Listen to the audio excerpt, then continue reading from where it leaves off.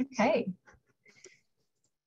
All right, let's kick it off. Hi, everyone. So my name's Laura Spalding. I head up our strategic sourcing team at PERSUIT, and my role is to work with our clients and their in-house lawyers to essentially scope out their matters, come up with innovative pricing arrangements, and make better engagement decisions for their work.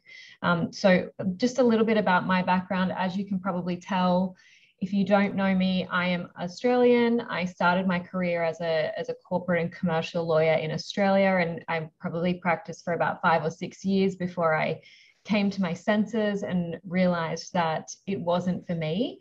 I've always been quite entrepreneurial and probably more obsessed with the business of law and legal services, which is how I eventually found myself in New York and working in legal pricing at PERSUIT. So Maui and I are both massive legal pricing nerds. It's all we like to geek out on all day long. I'll introduce you to Maui in a moment. But if you haven't joined one of our AFA sessions before, this is our AFAs 101 webinar. So I'll go through the agenda in a moment. This is a special one because Maui's just joined us here at PERSUIT, and he was formerly a senior financial analyst at a very big law firm. So I haven't done this AFAs 101 session before with the, I guess, law firm lens, a really fresh law firm lens on these pricing arrangements and how they really work in practice from the law firm view. So I'm excited to have him join me today. Maui, I might just get you to introduce yourself. Yeah, of course. Hello, everyone. I'm Maui Guevara. So at PERSUIT, I'm a senior manager of legal pricing innovation. I have the same broad coverage that Laura has in assisting our clients and providing a little bit of that subject matter expertise in terms of structuring your RFPs to really get the most value out of the engagements that you're having with your firms. So as Laura also mentioned, I was previously at Latham & Watkins, where I was a senior financial analyst. So there I was involved with a lot of responding to these AFAs and these RFP requests that we would get from our client. I was also involved in structuring the panel and rate arrangements there too. So excited to provide a little bit of that perspective here in this presentation. Thanks, Maui. All right, let's of course. jump over to the agenda for today. All right, so as I said, this is part one in a series of AFA webinars that we run frequently. So if you haven't joined this one before, it's pretty high level. I think I'm always surprised how much engagement this first session gets, because I feel like we really just cover the basics of AFAs, the pros and cons of each. To me, AFAs aren't that new. We've been talking about them for many, many years, but it does always help to go back to basics, especially if you're just getting started. So we have legal ops professionals joining today. We have lawyers, in-house and external. So we're going to cover firstly an introduction to alternative fee arrangements. So the why behind shifting from hourly rates to AFAs. What are the AFA types and their pros and cons? So we're really going to go into each of the most common alternative fee arrangements, as well as the more traditional hourly billing arrangements that are a little more cost predictable. And then I thought we'd also cover today the two most common questions that we get when we're talking about AFAs, and that is how to deal with changes in scope and how to know you're getting a good AFA. So I think a lot of that content we'll be able to cover in 20 or 30 minutes, and then I wanted to leave a lot of time at the end for Q&A. So we're pretty flexible on the questions. I would encourage you to drop those in the Q&A, or if you have access to the chat, we can also keep an eye on that. So we might pause throughout and answer questions as we go, but if we're getting a lot of them, we might just hold off until the end and go through them. But please do feel free to ask questions as we go. And if you want us to elaborate on something or do a deeper dive on a particular AFA, we're happy to do that. Okay, so just before we get started, this session will be recorded. We'll send you a email afterwards with some more details, some more resources, and information about the next webinar that follows on from this. All right, so why move away from hourly billing? The number one question. So I think we're all pretty familiar with the inefficiencies of hourly billing. There are many reasons why we should move away from hourly billing, but these are the three biggest reasons, or the ones that probably resonate with you the most.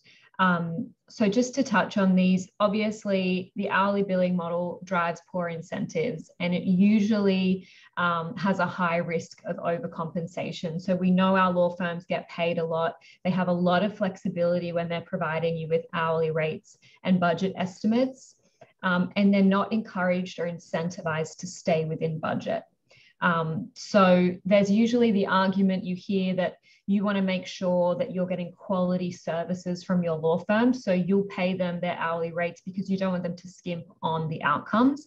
But at the end of the day, quality is table stakes, and your firms and your law firm partners should be focused on delivering your outcomes rather than focusing on the effort that they're providing. So we want to get you away from paying for effort and start having you pay for the value that you're actually getting from your law firms. So number two, hourly billing gives you no cost predictability. So our legal ops friends will probably relate to this the most. It's very difficult to budget in legal. It's very difficult to know what something should cost. Hourly rates are purely based on the time it takes an individual lawyer to perform a task. And there really is no market consensus on how long something should take, how long is a piece of string. It's very difficult to determine if you're getting a good rate or a good bill at the end of a matter. So we really want to move away from hourly billing so that we can start to maintain not just cost predictability, but a little more control over our spend. Yeah, and then just segueing into reason number three, the billable whale is a miserable way to work. I mean, ultimately, there's just a lot of inefficiencies and things that are prohibitive to the relationship that you want to build with your law firms with the hourly billing.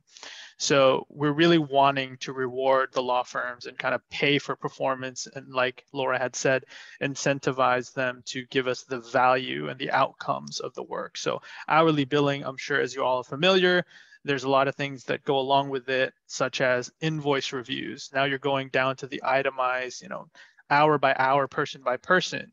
You have to do annual rate negotiations with your law firms, which can become very contentious, as you may know. And then these negotiations just take time away from the work that you should be doing.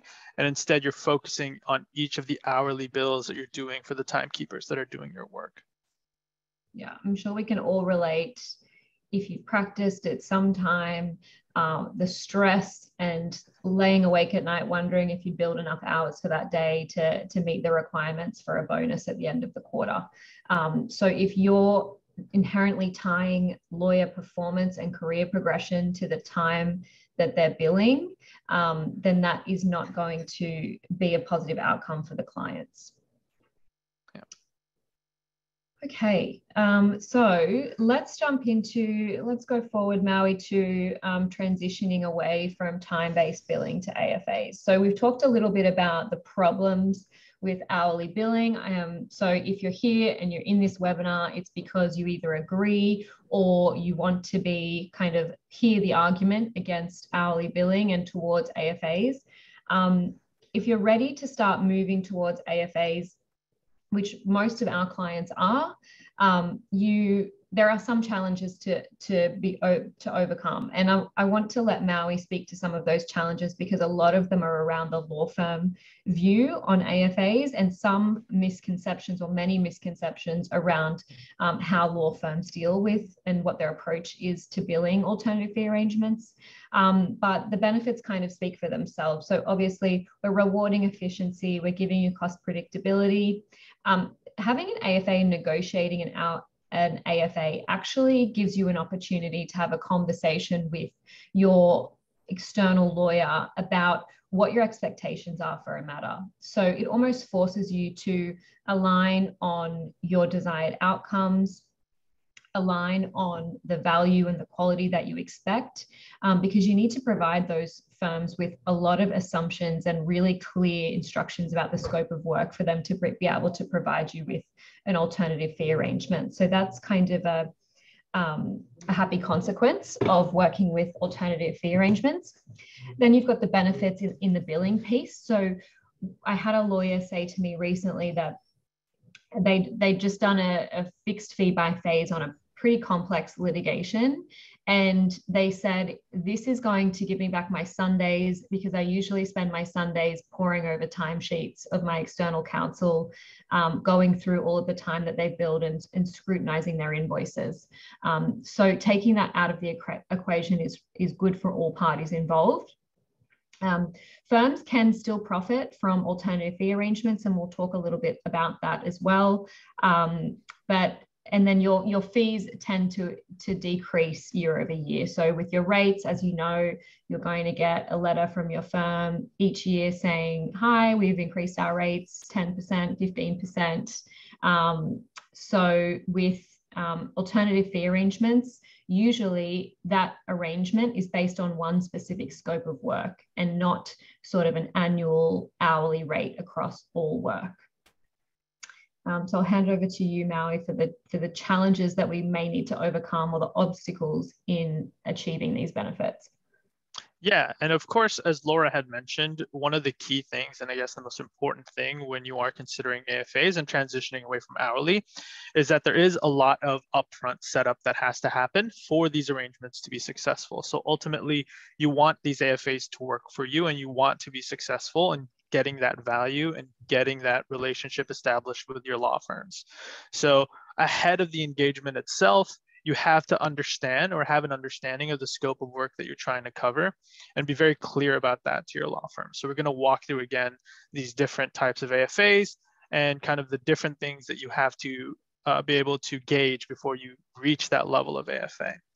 Additionally, from the law firm perspective and internally, you have to change your philosophy or how you actually look at the billing itself. So traditionally, billing for law firms has been unitized at an individual level. So you're looking at rates for an associate or a partner or a counsel. And an AFA structure, you want to pay for the value of the work. So the unit is no longer those individual people, but the work itself. So your invoices are going to start to change. And instead of paying for that hourly rate, you're going to start looking at paying for activities or tasks or phases or matter level things or portfolio level things that the law firms are actually providing you. And then vice versa, not just internally as a client, the firms are going to have to adjust the way they operate and think about their profitability, how efficient they are with their working, the leverage that they're using for the matters that they're doing for you. And that's because they have to adjust to the new concept of how the AFA is actually driving their own internal financials and numbers. And then lastly, hourly rates are just familiar. It's very easy. It's very simple. It's always been here. It's established. It's kind of the foundation of this industry that we're trying to step away from. So it's something that everyone is familiar to, and it doesn't require a lot of adjustment to just provide a discount year over year. But with an AFA structure, this does require an additional level of partnership and just engagement so that you manage successfully the changes that are happening that we just previously mentioned. Thanks, Melanie. Okay, so I guess the first question is, where do I start? So clients come to us all the time with an objective to increase a significant amount of spend under AFAs. So to give you an example, in PERSUIT, the data is that 80% of the RFPs that are sent out on the platform are under an alternative fee arrangement. And I think that compares with something like 18 or 19% in the market. So we are huge proponents of alternative fee arrangements, but we're not going to kind of throw you in the deep end straight away. A lot of our clients come to us and say, look, I'm really comfortable with hourly rates. I've been negotiating these rates with my firm partners for many years, and I know I'm getting the best possible or the cheapest rate for my firm partners and associates. But what can I do to perhaps innovate my hourly billing models so that I can take a bit of that control back and get a little more cost predictability? So there is a way. And so this is kind of our scale of innovation.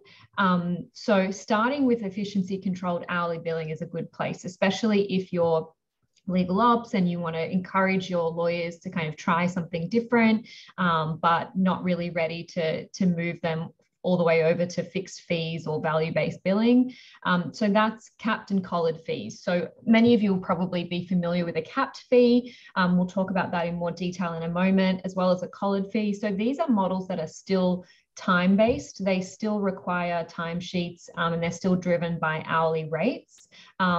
But you're controlling them to some extent and providing some incentive for the firms to think about their spend and maintain a particular budget. Then we jump into fixed fees. So fixed fees, what most people think of when they think of alternative fee arrangements. There are actually a number of different types of fixed fees, and then tools that go with those fixed fees to make them more appropriate for a specific type of work. So fixed fees are probably the most common type of alternative fee arrangement, but again, there's many, many misconceptions about the limitations of a fixed fee. And then if you want to be truly innovative, and what we're seeing the most innovative legal corporate departments doing and law firms doing is starting to move on to a purely value-based billing model. So what value am I actually getting for this work? So it works well in things like M&A transactions where you've got a significant deal value, and the value of the work that you're getting from your law firms, you're probably willing to pay more for it. And so these are the types of billing models that really just make sure that you're paying for value. And then some of the models in here, like a success and a contingency fee, are really good value approaches that you can add to a more traditional billing model. So you could add a success or a contingency fee to an hourly billing model or a fixed fee billing model to make it, to incentivize your firms more to reach a specific outcome or provide you with a specific value. So now we're going to jump into each of the different types of AFAs specifically and their pros and cons. I'm just going to take one moment just to check because I'm seeing a few questions come in.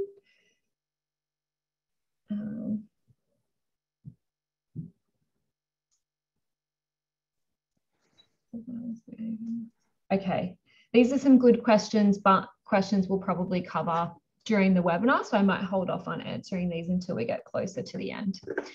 So Maui, take it away on the capped fee.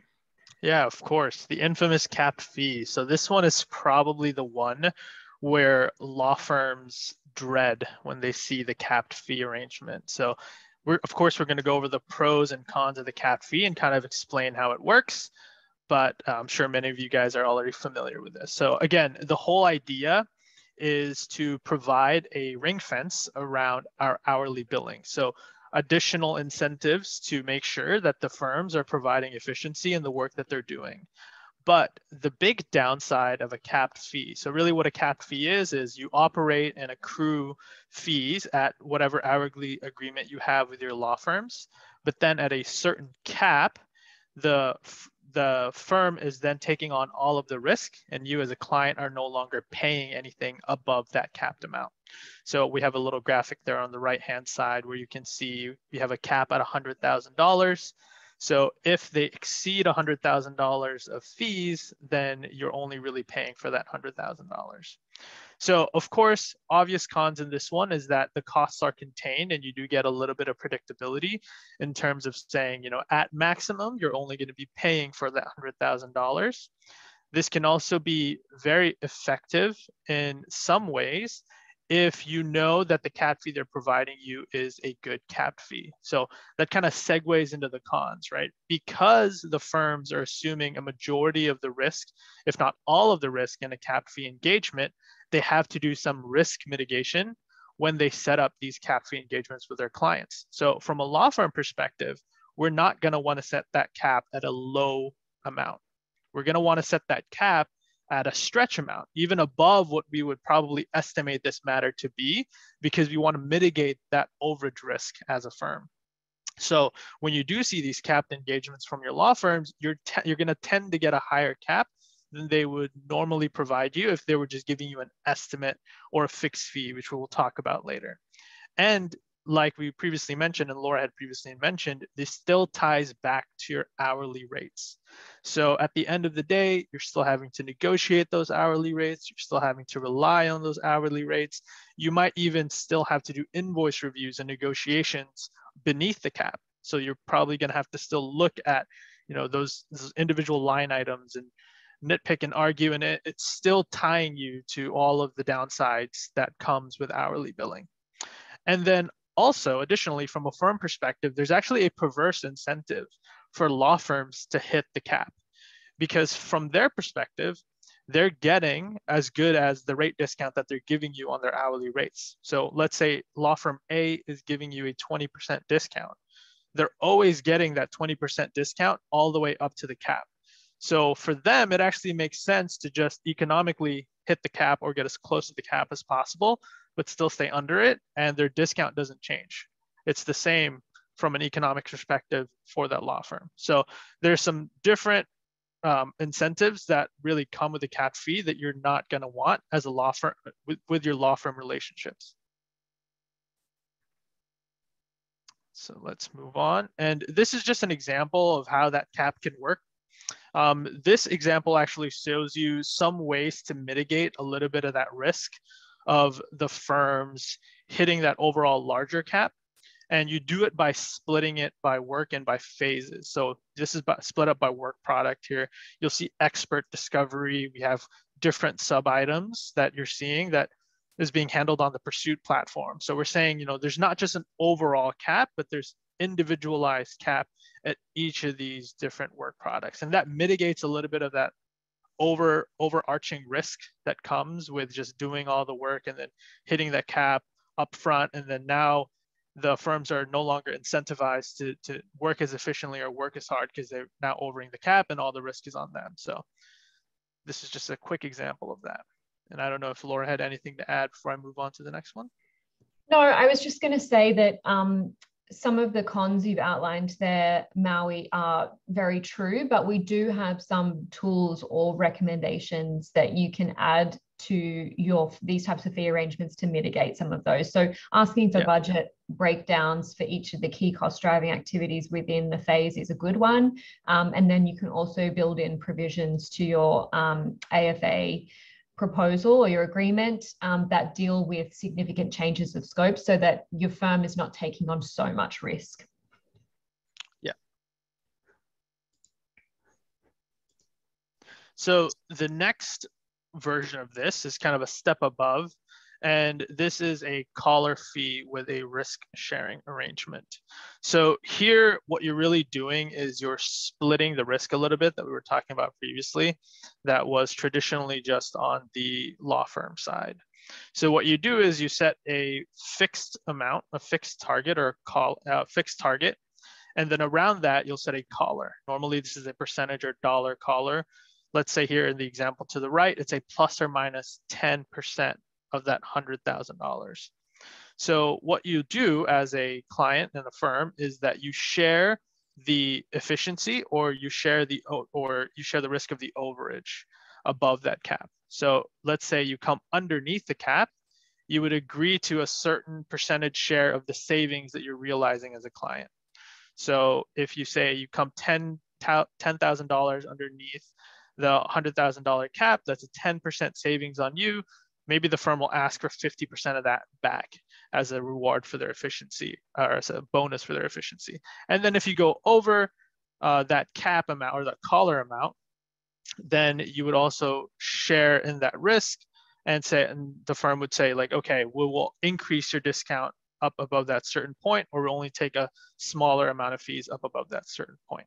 So what this does is a little bit more flexible than the fee cap. So the pros here is it really incentivizes the firms to come under that collared fee. They're no longer having that incentive to kind of hit that target amount because they're also sharing in the efficiency gains and the savings that you're getting as a client. And if the firms exceed that cap, the firm still gets paid something in the excess, so they're still incentivized to work beyond that.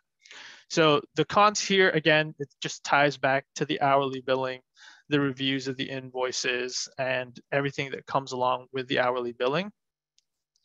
And the efficiency and the effectiveness is really just within that collar range that you're setting. So beyond that collar range, the discount can outweigh the actual value for a firm. The discount can outweigh the actual value of the work itself, or beneath that collar, the efficiencies aren't really being realized by the firm as well.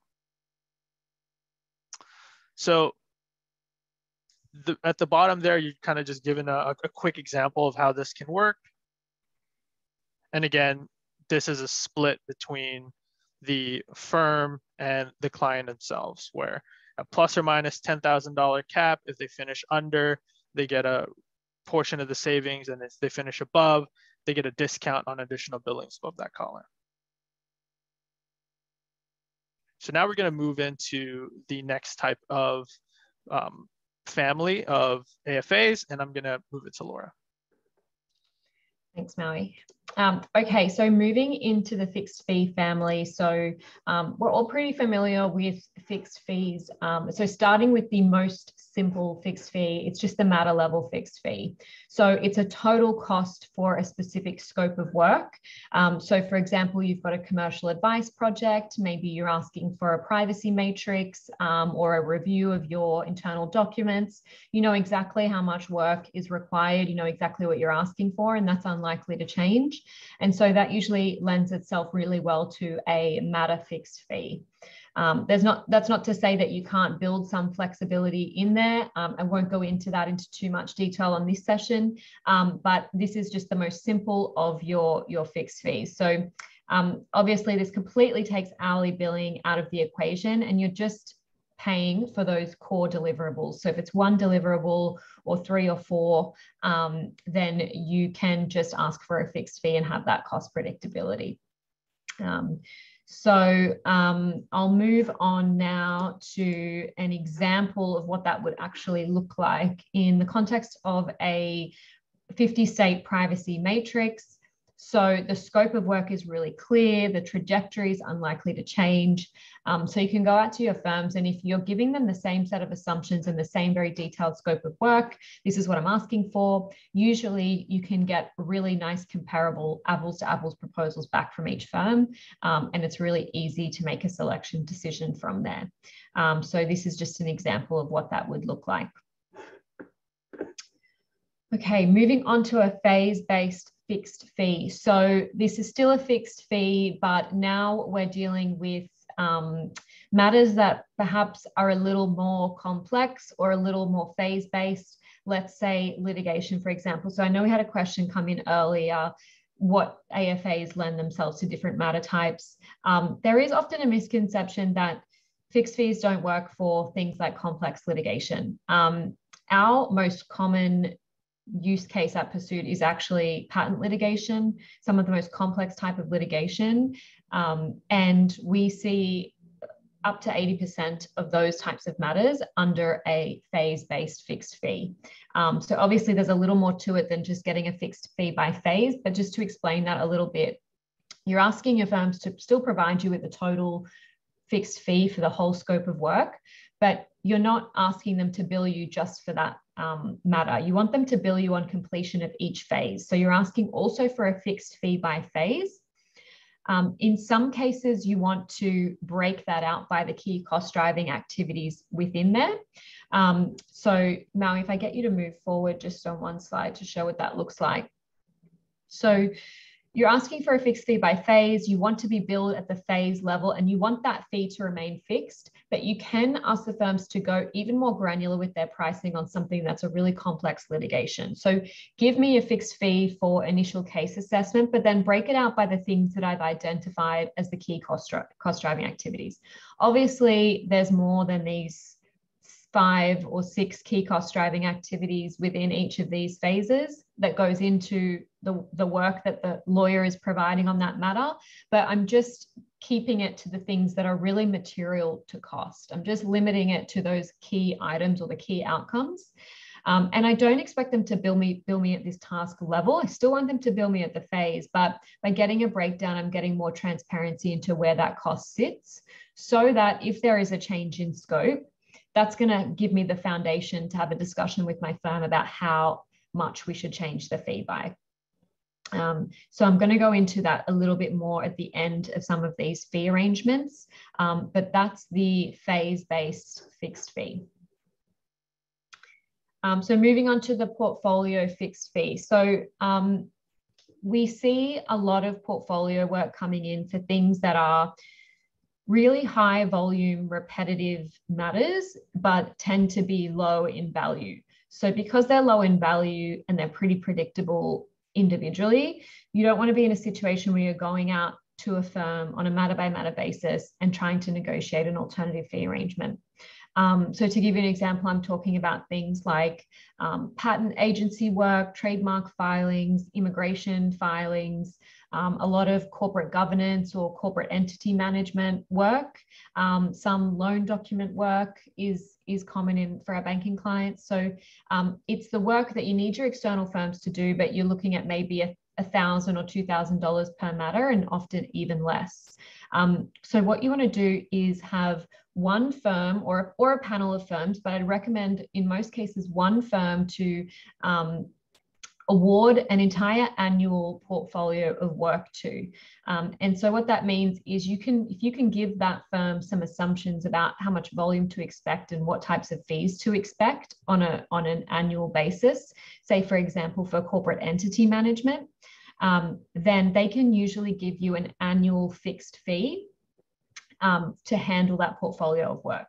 So obviously there are some matters where there are hiccups or obstacles and the matter blows out, but there are also some matters that are easier than others and they might save on those. So depending on the value of the portfolio, depending on the predictability in the volume per annum, some portfolios of high volume work really lend themselves well to a portfolio fixed fee. And so here's an example of e-discovery portfolios. So we go out to our e-discovery vendors and we say, give me a portfolio fixed fee to handle my whole e-discovery portfolio. And so sometimes you don't know if you want to give all of that work to one firm, and that can be because you don't know if they have capacity to handle it. Maybe the work is very regional specific. You might want a provider in the EU, one in the US, one in APAC. And so in this example, we've said to the firms, because we want to take advantage of volume discounts, so if I'm giving you a multi-million-dollar annual portfolio, I'm expecting some discount for that guarantee of volume. But if I'm not sure, I can say, well, what would the cost be if I gave you 60% of the portfolio? What would the cost be if I gave you 100% of the portfolio? So that's a good way to negotiate a really good AFA for this type of portfolio arrangement. Okay, and then speaking of portfolios, sometimes you have repetitive task-based work. Again, you don't want to go out to counsel for every single engagement or do an RFP process or anything like that every time something like this comes in the door, but you have no idea how much volume there's going to be for this portfolio. All you know is here is a list of services that I know I'll probably need over the course of the next 2 years.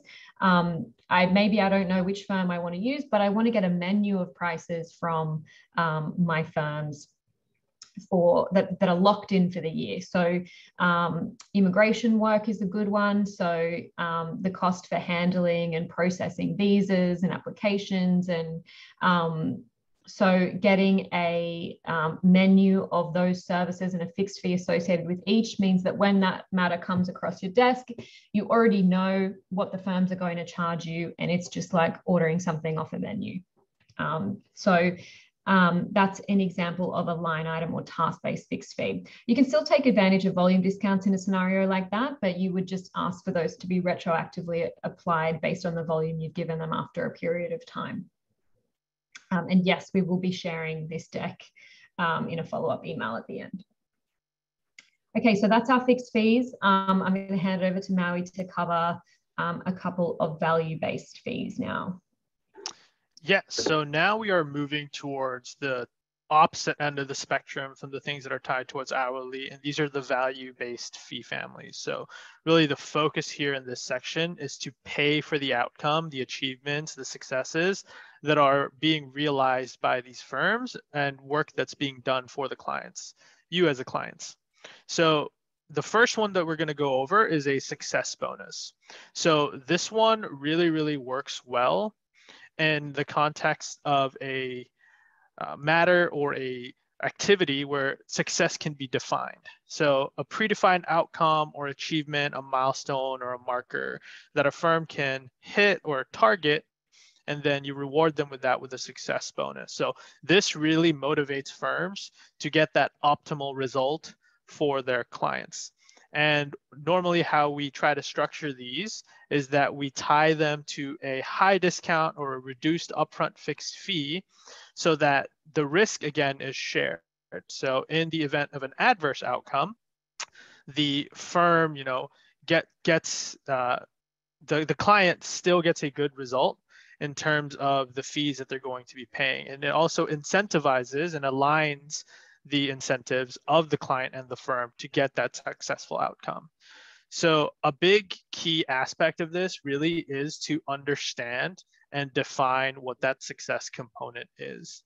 And there's an example there to the right of an arbitration where the phases are defined in fixed fees, but towards the end, on a successful outcome, you get a bonus where you get a portion of the fees or a portion of the reward amount that comes at the end of this. So another good example of this is a motion to dismiss. So a lot of firms will structure their motion to dismiss, or a lot of clients will structure their motion to dismiss at a fixed fee basis. And then on a successful outcome, they'll pay a success bonus because you're avoiding the larger spend that can happen later on in the litigation.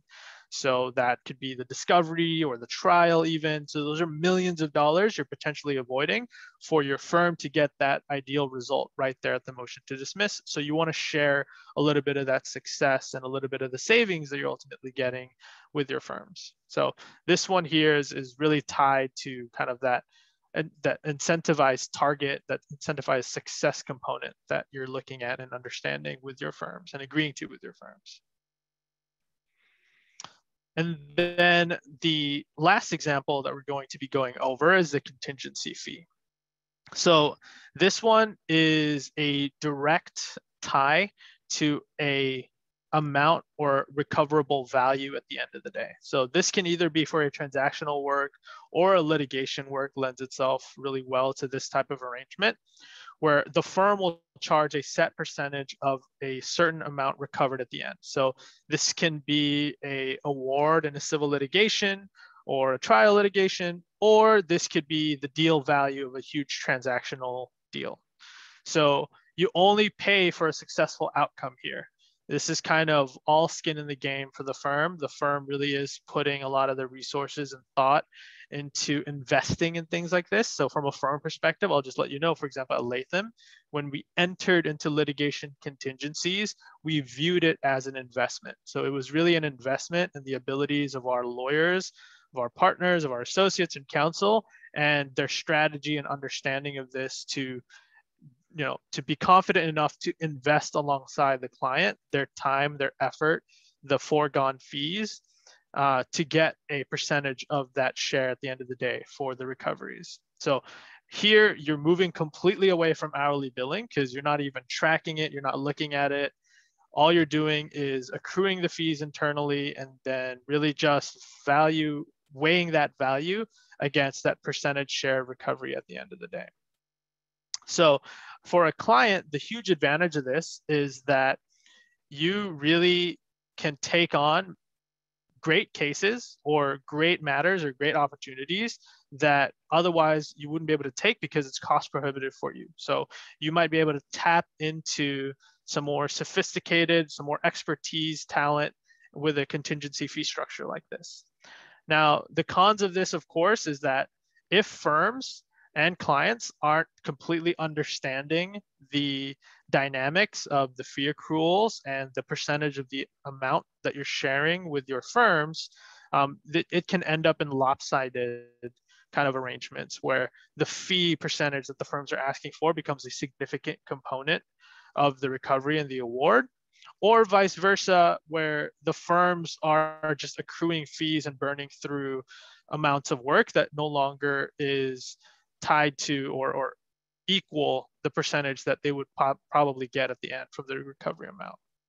So it's always good, from a firm perspective, when we see a client propose a contingency fee or we see an opportunity for a contingency fee, a lot of the work really happens in balancing out and understanding the scope of work, the amount of kind of strategy and thought that goes behind as to how successful can this be for us and for the client, and how can we make this work.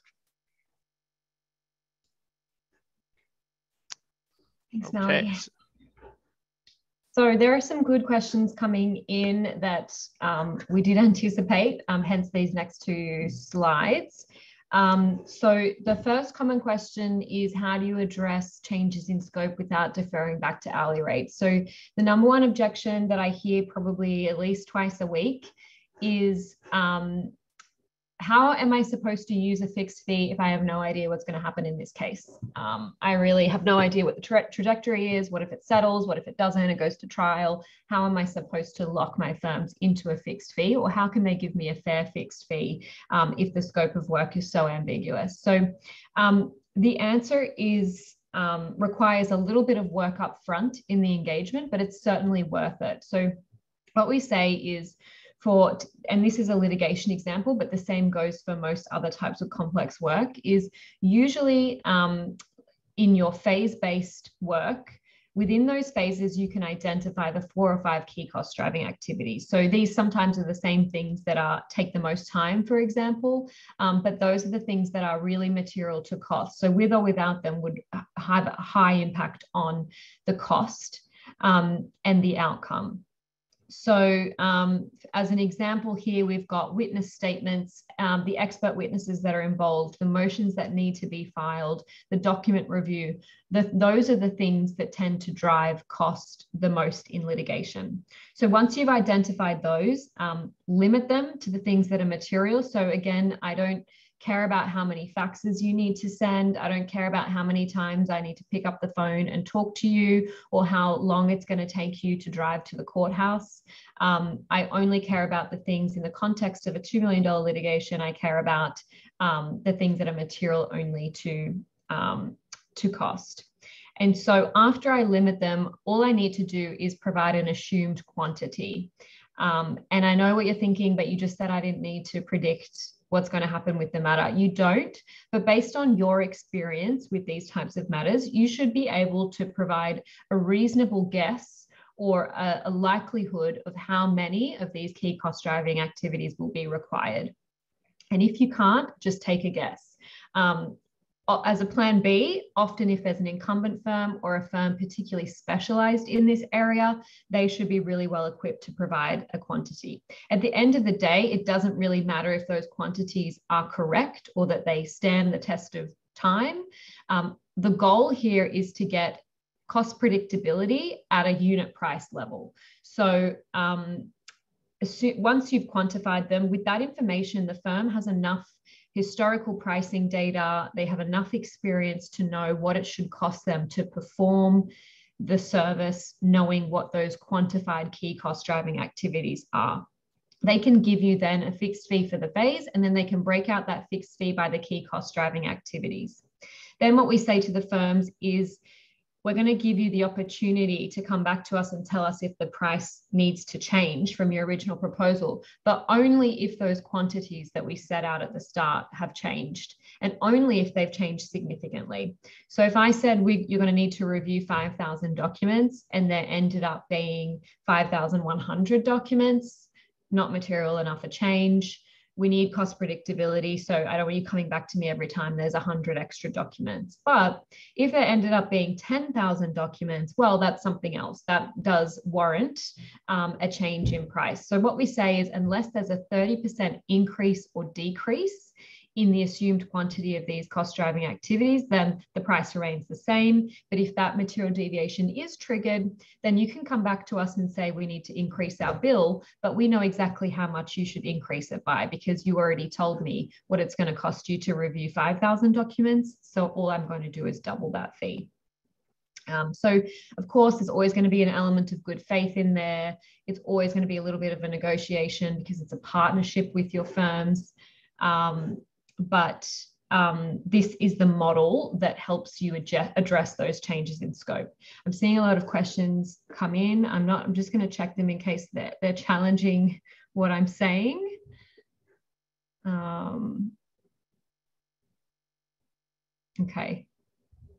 Okay, yeah, these are good questions, but not hopefully not too many people challenging this model.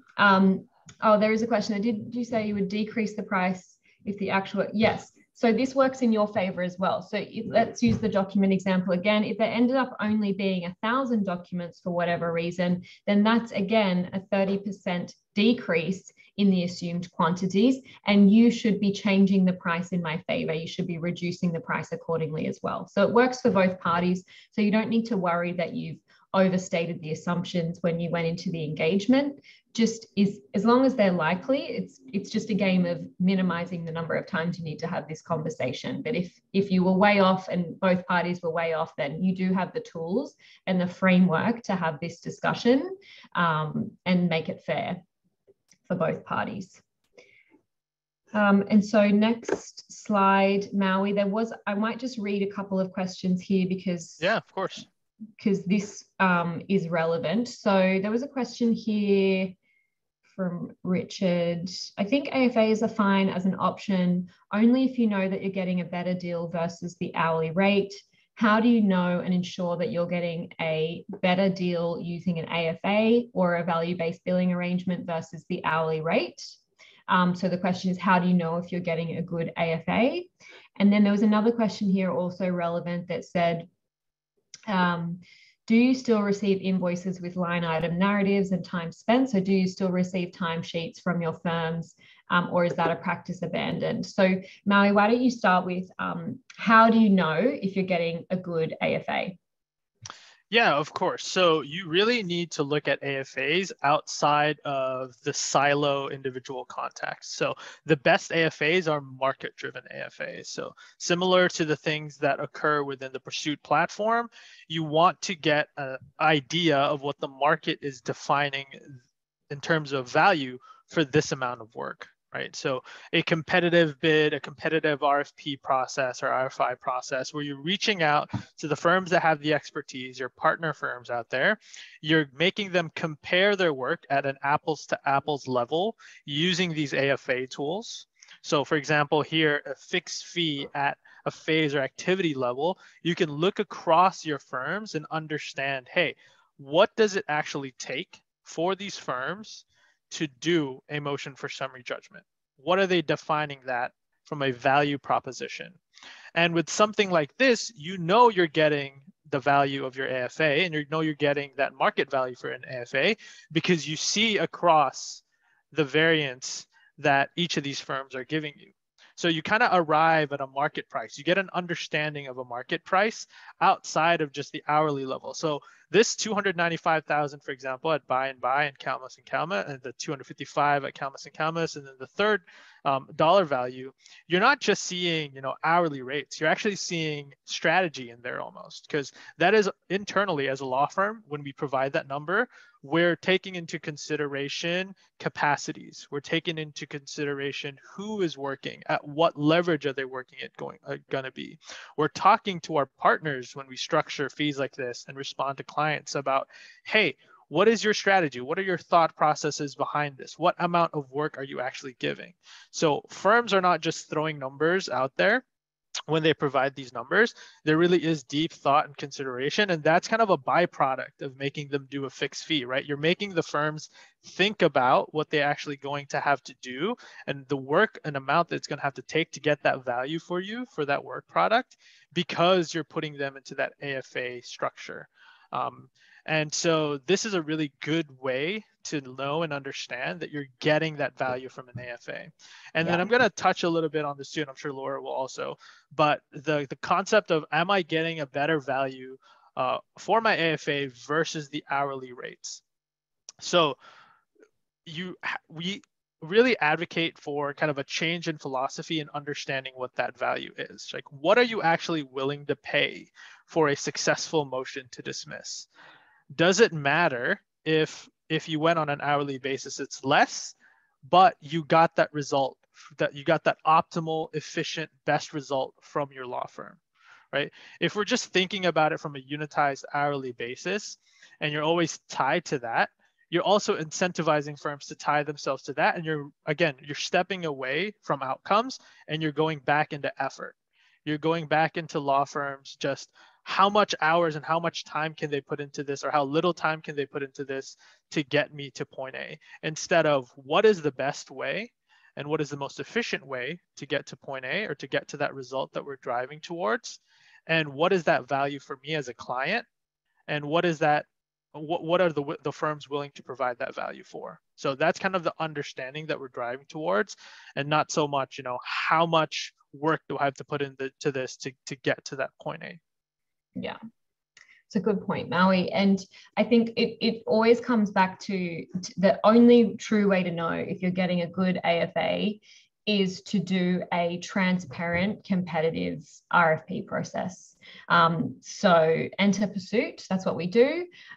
So if you're going out to firms you already have a relationship with, so most of you will have panel firms for your big areas of spend. So if you go out to your 3 or 4 preferred firms on a matter by matter basis, you provide them with the scope of work and you ask for an alternative fee arrangement.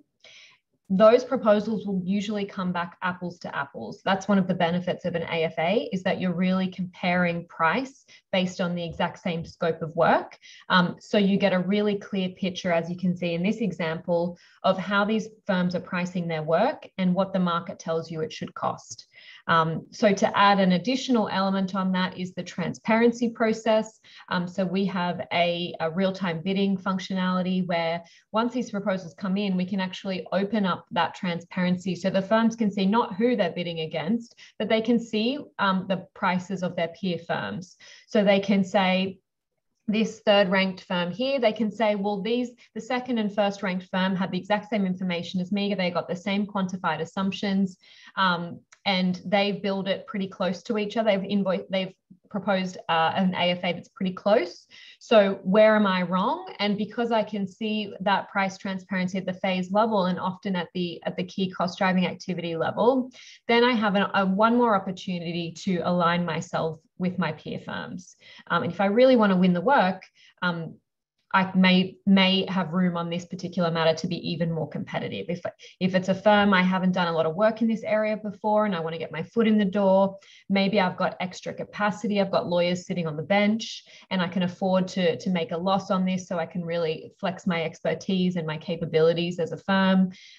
So the best way to determine if you're getting a good AFA is by a competitive market-driven RFP process with an element of transparency. And then the other question was probably about shadow billing. So are you still getting timesheets? Is it a good idea to get shadow bills with your itemized task invoices for fixed fees? The answer is no. Well, it's not a practice that we recommend. The reason being that when your firms are providing you with a fixed fee or an alternative fee arrangement, it allows them to better leverage their staffing model. So they can have paralegals and junior lawyers do more of that lower level work without worrying that they need to have partners billing that time. So with a better staffing model leveraged, once they do that, then they can actually still make a profit on the alternative fee arrangement. And so if they provide you with a shadow bill after they've already changed the staffing mix or had a better leveraged staffing model, then it's always going to look like you would have got a better hourly rate, a better bill if you'd used an hourly rate, because they've already leveraged that staffing model. Also, it just doesn't incentivize them to truly back the AFA model. If you're still asking them to provide timesheets and track their time, then it defeats the purpose of an AFA. And then the follow-up question from that is always, well, if they're going to give more of the work to junior staff members, then I'm going to lose quality. Quality is always table stakes. Your firms, if they're true partners, will always provide you with high quality outcomes. And so if they don't, then that's a question about whether or not you should continue to work with that firm.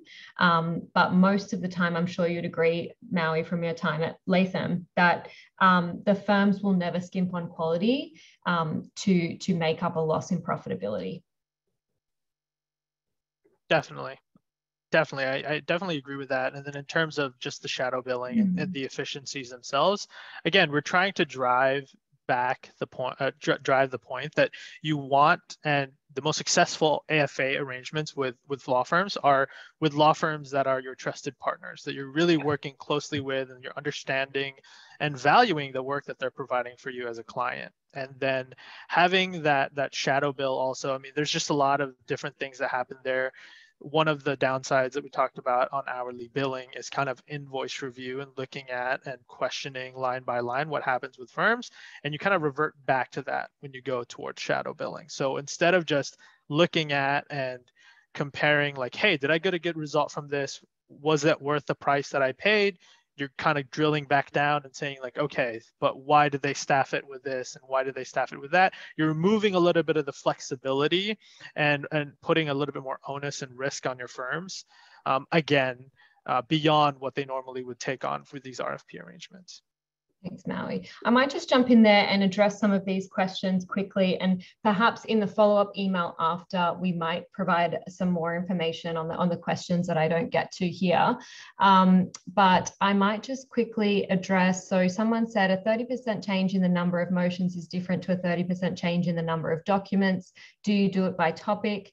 So usually no. So usually with the number of motions, yes, obviously it's different if there's 5 more of those than when you're talking about 5,000 documents, but it's a 30% change on the original assumption. So if you originally only assumed 1 motion and there ends up being 2, then that's more than a 30% change. So that does trigger a material deviation, and then you go back. So it still would work the same. It just goes off the original number.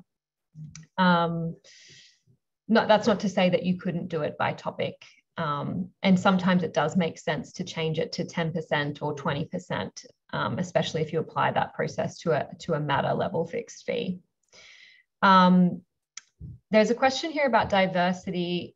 Yes, PERSUIT does have a module in it that allows you to ask the firm questions about how they intend to staff the matter with respect to diversity. So yes, you can ask your firms, and most of our clients do, ask them about the percentage of work being performed by diverse lawyers, the origination credit, is that going to diverse lawyers? Is the lead lawyer diverse? There's another question here about, are there any other terms for AFAs catching on? I've heard lots of clients call them different things. Let me think off the top of my head. Alternative fee arrangements, innovative fee arrangements, non-hourly billing. Yeah, lots of different terms, but AFA is the one we've heard the most.